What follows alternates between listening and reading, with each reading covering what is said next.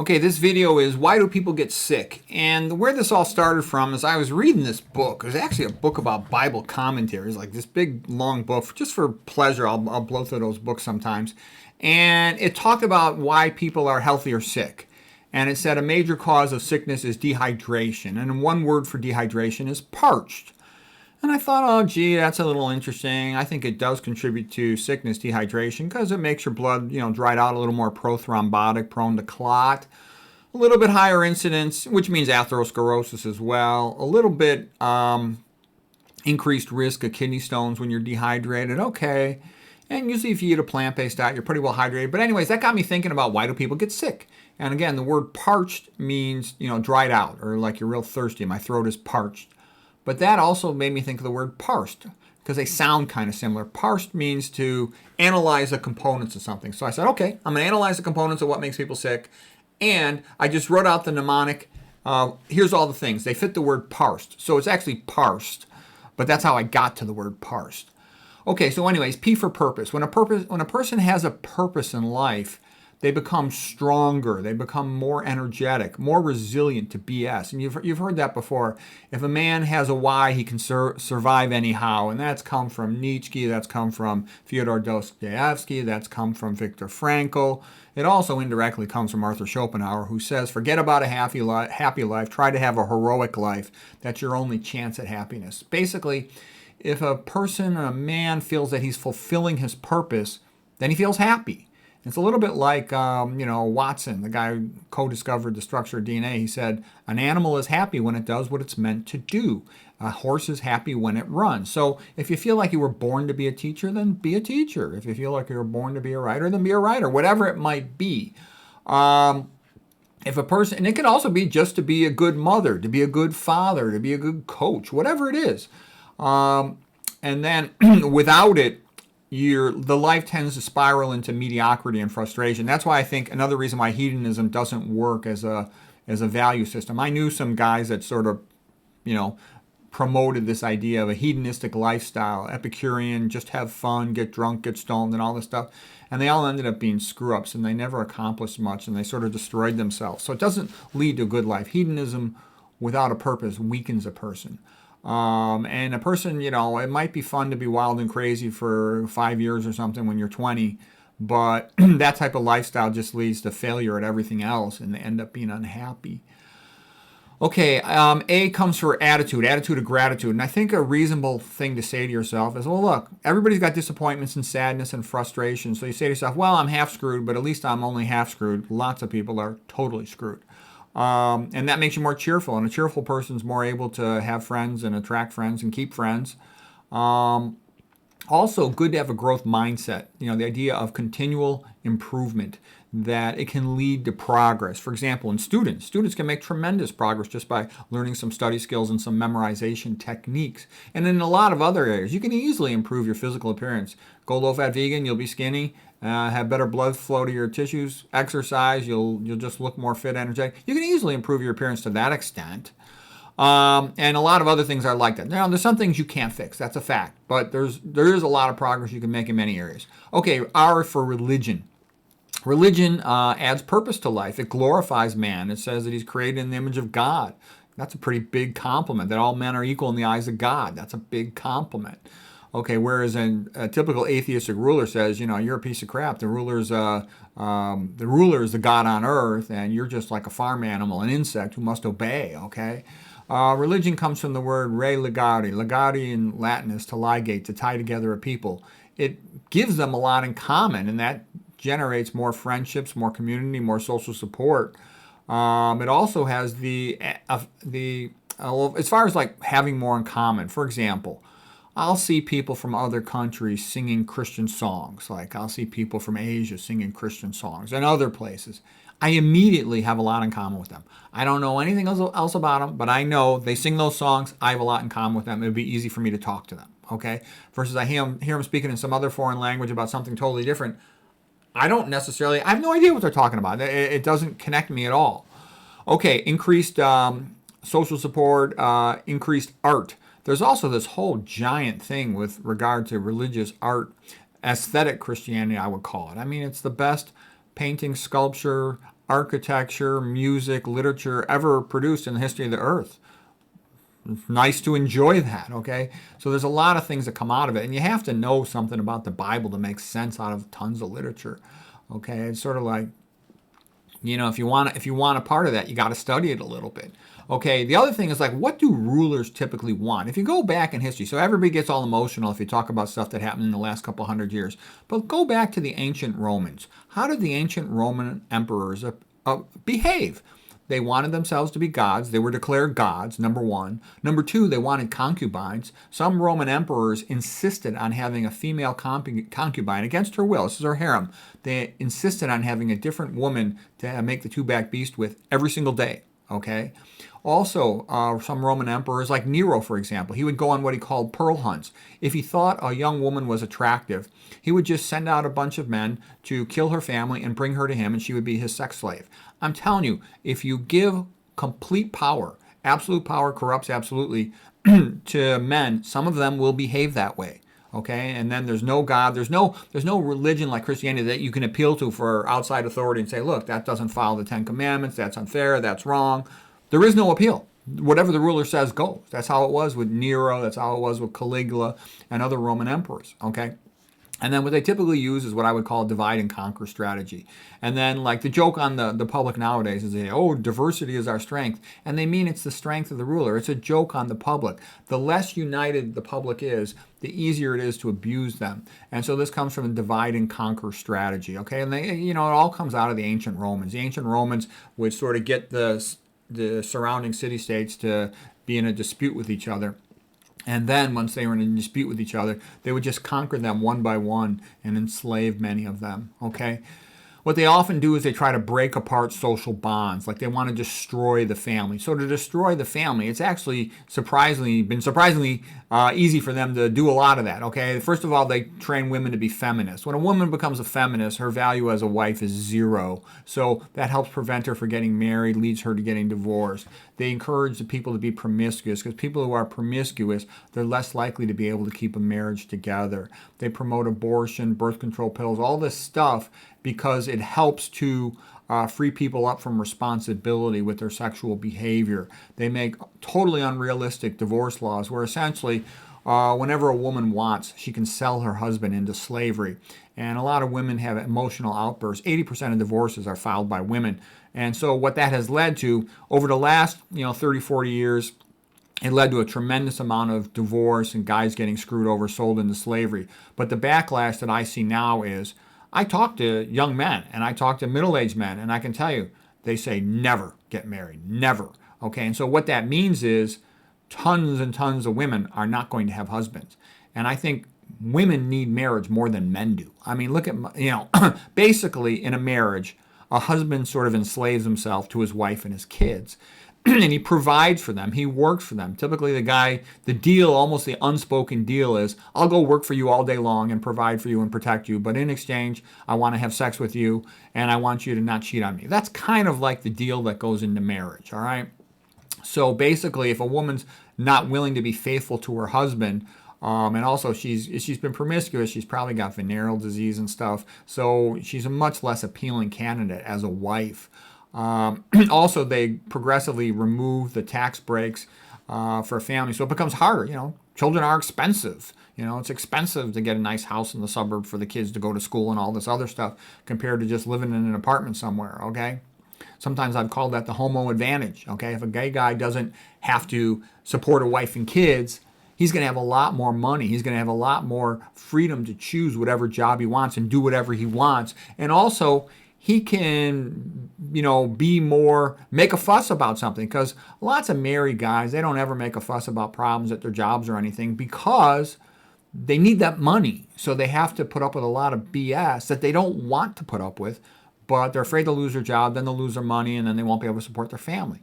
Okay, so in a sense, a married guy is a little bit easier to control, even though paradoxically the rulers tend to want divorce because they want the families broken up. I think part of that might be because it makes their children grow up more screwed up and, again, easier to control. The ruler wants their own children to run the society. So the more weak and screwed up and incompetent and impulsive, poorly behaved, poorly educated the subjects are, the easier it is to control them and keep them out of power. They also will break up community. All of these things. In Darwinism, they love atheistic Darwinism. That's why it's pushed in the public schools.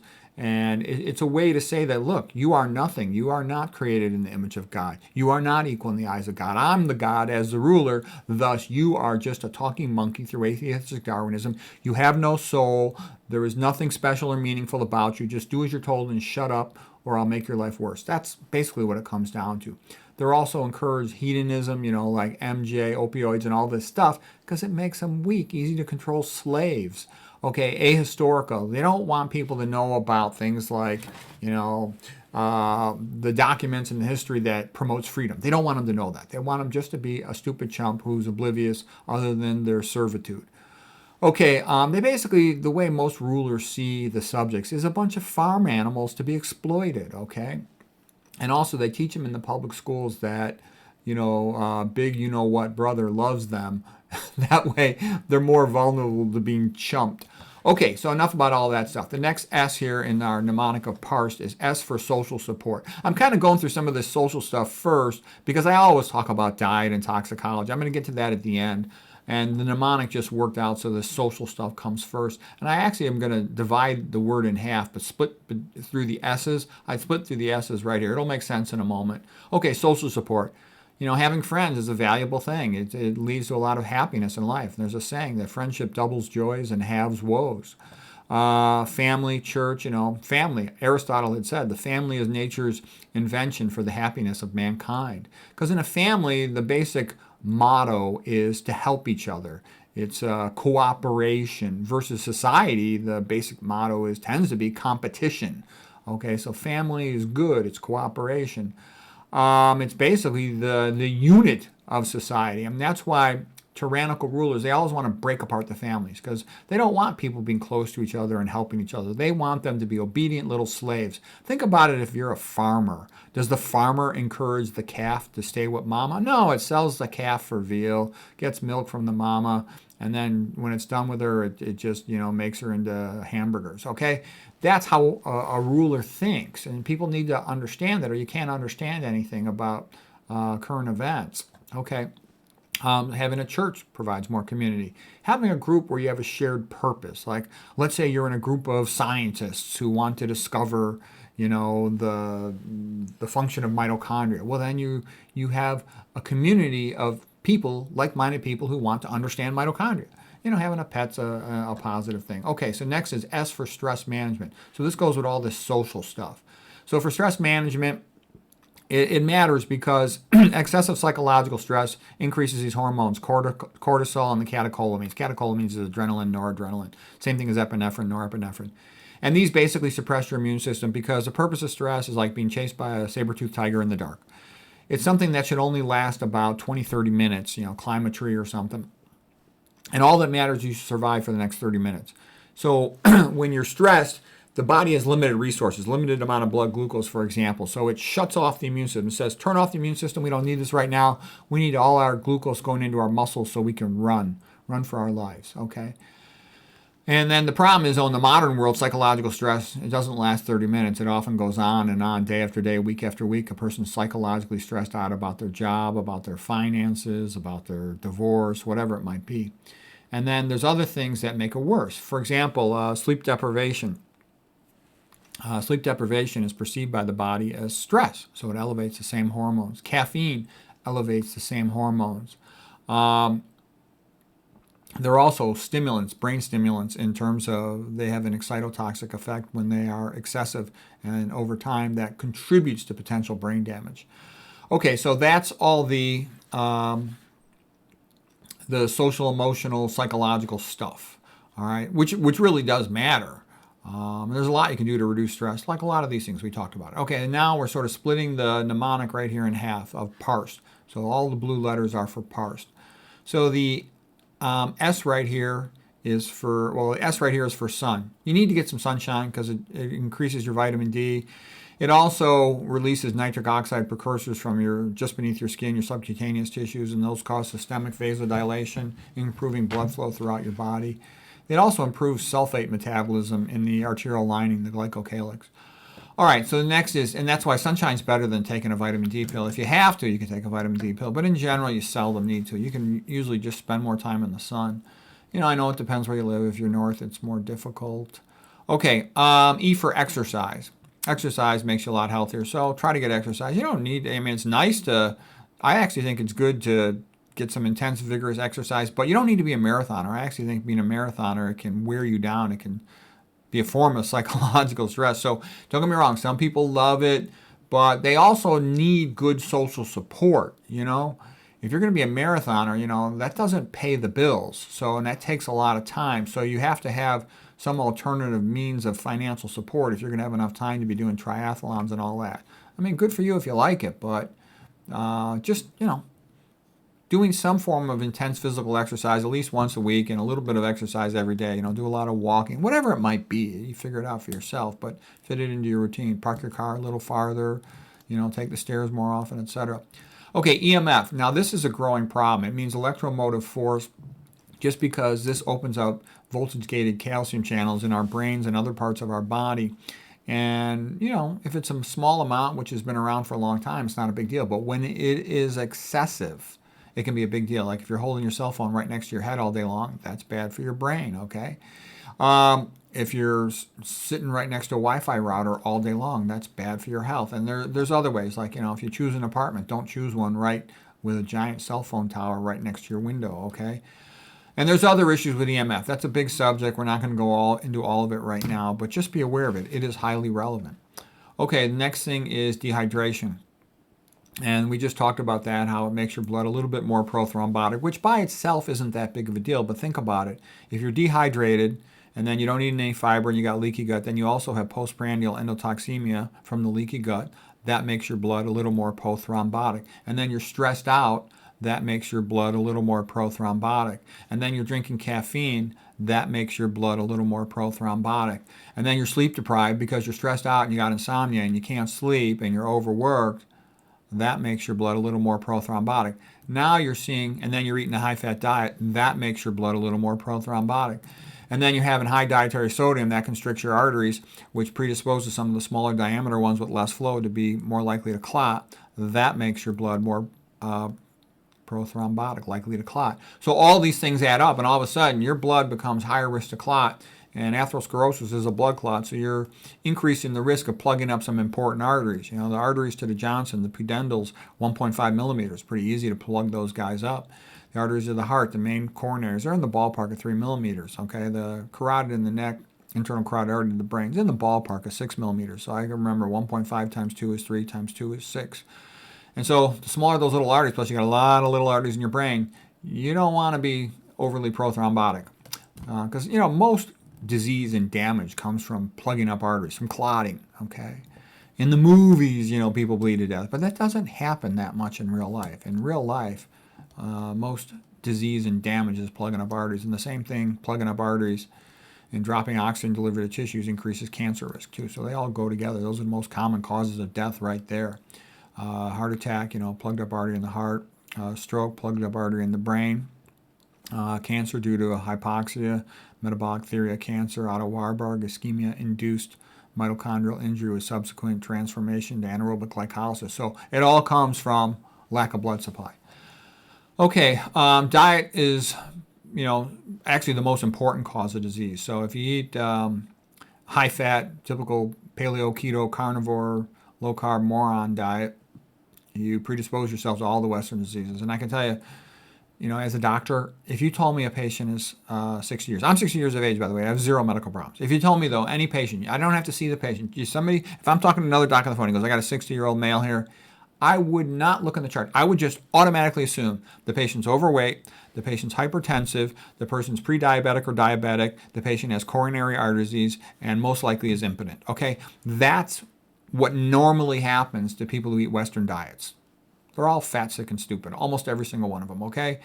And when I say stupid, I don't mean they're fully demented. They can find their way home, but they're not really capable of any significant cognitive thought or nuance. Because I talk to these patients. I do lots of biopsies, and I'll try to talk to them, and they just give me this glazed over look, like I'll talk about nutrition or diabetes or health. They give me this glazed over look like, yeah, sure, doc, let's, okay, fine, yeah, sure, doc. They think the whole thing's a big joke. And it's really like they have zero hope of ever getting better. The kind of person who gets better is somebody who's like watching these videos, says, I want to get better. And they're like, oh, gee, low-fat vegans don't get these diseases? Fine, I'll be a low-fat vegan. It's not rocket science. And how do I know it's true? Because if you look at the epidemiology all over the world, the people who eat and live this way, they don't get these diseases. Okay, I'll imitate them. And all the paleo, keto, carnivore, low-carb people are all BSing me because their populations have tons and tons and tons of these diseases, and every study always shows they're worse off when you look at longevity, for example, or coronary artery disease. Okay, so the best diet is low-fat, low-sodium, low-protein, whole food, starch-based, 100% vegan with no oil. Oils are all poison. They're all bad. Dr. McDougall said the two biggest poisons in diet are animal foods and oil.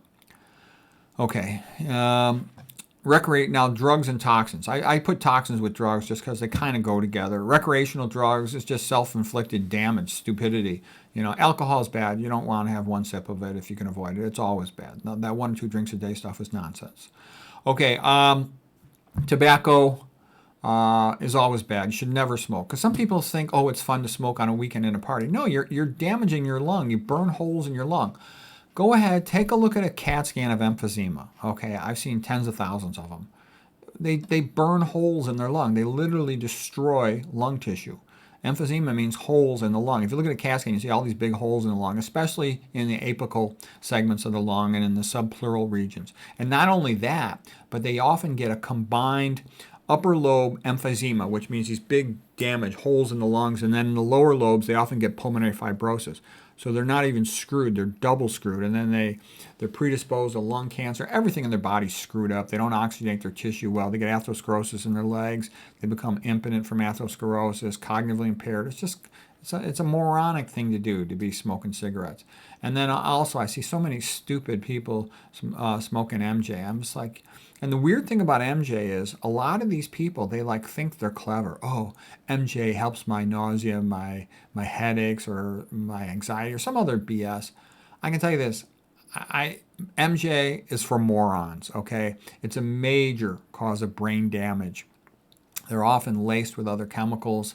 And whenever I hear a person trying to praise MJ, it's always like I want to just get out of the room as fast as I can. I don't want to waste my time talking to another idiot loser. My time is valuable, okay? And I have a lot of friends that are neurologists, and we talk about how damaging MJ is to the brain. It's a disaster for the brain, okay?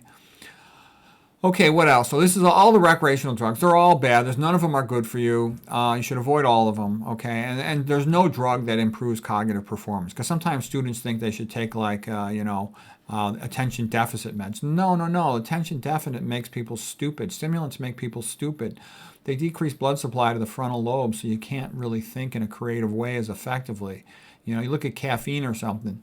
It prevents you from being sleepy, okay? So if you have to make a long drive and there's no way out of it and you're tired, that would be reasonable in that context. But other than that, it's a very bad idea. All these attention deficit kids, they are damaged by these drugs, and they often end up with chronic psychological problems and become psych patients the rest of their lives on multiple medications. The smart move would be look for all the contributing factors, okay, including, all the processed food with the food dyes, all that stuff, and that goes into the Feingold diet and causes of hyperactivity and anxiety and stuff. And mitochondria inhibitors in the processed food as well. Okay, so recreational drugs are for losers or stupid. Okay, the second thing is pharmaceutical drugs. Pharmaceutical drugs are much, much, much, much, much more toxic than people realize. The way doctors are trained is match the ill to the pill and send a bill. Medical school is basically training to be an internal medicine doctor. It's basically training to sell drugs. It's a big joke. It's trade school, okay? And so what I'm saying is most people have no idea how toxic these drugs are. It's pretty routine to have fluoride in a drug. It helps with the cross-blood-brain barrier, blood-testicle barrier, blood-ovary barrier, blood-ocular barriers, okay? So these drugs are very often toxic. Mitochondrial inhibitors. So the main thing to give you energy is to have good mitochondrial function. So what are these drugs? Tons of them are mitochondrial inhibitors. And I know you think I'm joking because you haven't read about it, okay? A doctor will say, well, I haven't heard about that many drugs being mitochondrial inhibitors. I go, yeah, well, that's because you don't ever read any papers. Okay, look at my lectures on mitochondrial inhibitors. There's tons of them. Okay, you want to hear some? Tylenol, that's a pretty common drug. Statins, that's a pretty common drug. Metformin for diabetes, that's a pretty common drug. How about serotonin selective reuptake inhibitors for antidepressant? That's a common drug. How about Haldol for schizophrenia? That's a common drug. How about propofol for sedation? That's a common drug. How about aminoglycoside antibiotics? That's a common drug. How about beta-lactam and penicillin antibiotics? That's a common drug. How about anti-seizure medications? Those are pretty common. How about all these food chemicals? Things like aluminum, things like mercury, things like cadmium, things like lead, things like dietary excess fat, okay? Things like glyphosate, those are all mitochondrial inhibitors. How about atrazine? That's a mitochondrial inhibitor. So now I'm getting into toxins in food. The point I'm making is all this stuff is super common. And it's super common because, let's say in a processed food, they don't want it to spoil, and they want it to have a long shelf life, so they put mold inhibitors. Well, what's a mold inhibitor? A mold inhibitor, you could also phrase it as being a fungal inhibitor. And many fungal inhibitors, very commonly, are mitochondrial inhibitors. So basically, you're poisoning yourself when you eat that stuff. That's why people say, oh, don't you want just a little bit? How could you resist, some processed food crap they're holding in their hand? And I'm saying, I'm not an idiot. I don't poison myself. And then also, like, people will say to me things like, don't you want to enjoy life? And they'll try to, get me to eat some junk food that they're eating. And I'm like, I don't think, being fat, sick, and stupid is going to help me to enjoy life. Okay? And then these artificial sweeteners are, aspartame's a neurotoxin, excitotoxin, stevia, decreases fertility, MSG, MFG, sodium. They all get you to eat more. Plus, these are MSG and MSG are excitotoxins for the brain. This is the new stuff, EEL, that is routinely sprayed on avocados, more commonly sprayed on apples now as well. That's why it's another one of the reasons why I don't eat apples anymore. And they don't always label it. You want to know, and it can be on organic too. So what I'm saying is it's becoming more challenging to avoid all the toxins in food. And, eating organic helps, but they can still spray this stuff on organic food. It doesn't guarantee things, but it tends to help. Like, if you have beans or oats and they're organic, they're not supposed to spray glyphosate on them. But if they're not organic, they can spray it on them, and they often do. Toxins in the water. Tap water tends to have a lot of toxins. They put they put aluminum in there as a clarifier, but aluminum is neurotoxic. It's also toxic to reproductive function. Okay, it lowers sperm counts. It's bad. Okay, F minus, also toxic to reproduction and also a neurotoxin. When I say something's a neurotoxin, what I mean is it lowers IQ. It makes you stupid. Okay, chloride and fluoride, they're both halogens. It means they're used as like disinfectants to kill stuff, okay? Fluoride's like rat poison. Chloride is, you use that to disinfect the pool because it kills everything. So you don't really want to be drinking that. That's why you want your water filtered. I typically prefer reverse osmosis. That's a whole other subject. I made entirely separate videos on water, but, you at least want a carbon filter to remove the estrogenics. Carbon filter also, I think, removes chlorine. Yeah, so you want to reduce those because I think I'll talk to some women and they'll tell me every woman in their family had to get a hysterectomy at a young age, below 35, for fibroids. And I say to myself, almost every single one of them is a meat eater and they drink tap water. Okay, well, that's a lot of estrogen because then you lose, and they eat a low fiber diet too, so their liver detox to remove estrogenics is not functioning. So anyways, these are the main things that make people sick. And here's what's funny. This video is I don't even know how long it is. I don't have a way to tell while I'm making the video. Let's say it's 20 minutes long. I just told you what makes people sick in 20 minutes. Doctors go to pre-med training, then they go to medical school, then they do residency, 3 or more years, and they don't know this. This was pretty simple, okay? They don't know this. And the main thing they don't know the diet, and they don't know this toxicology down here. And no one's ever taught them that they need to care about this other stuff. So basically, except maybe, sleep is important, but they don't really know it. They don't have a deep sense of it. So what I'm trying to say is that's why I laugh. I can train a health coach in one day. In one day, this is not an exaggeration. I can easily train a health coach in one day to know more about health and helping people get better from the common diseases and prevent the common diseases than a doctor will know after having done 4 years of medical school and 6 years of residency and fellowship. So that would be 10 years plus 3 years of college, 13 years. I can teach you more in one day than a doctor learns in 13 years about what causes disease, how to treat chronic disease, and how to prevent and recover from chronic disease. So that's the power of education. There it is. Hope this helps you.